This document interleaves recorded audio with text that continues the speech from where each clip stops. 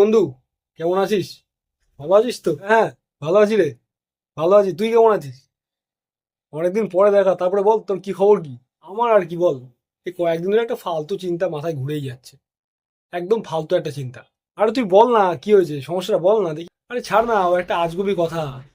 ফালতু শুনবি, শুনে তোর মুড খারাপ হয়ে যাবে, তুই ছেড়ে দে, বাদ দে। আমি প্রশ্নের উত্তর খুঁজে পাচ্ছি না, তুই কি করে পেয়ে যাবি? আরে তুই বল না, ঠিক করে দেবো, তুই বল না কিছু। তুই বল তো স্রেফ, তারপর দেখছি।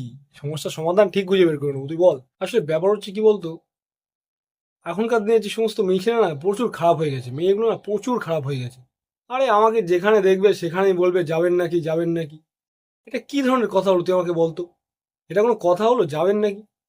আমার মতো একটা মানুষকে, একটা বড় বয়স্ক মানুষ, তাকে সম্মান সম্মান দেবে তা না, বাচ্চা কাচ্চা মেয়ে পর্যন্ত এসে বলবে তারা যাবেন নাকি।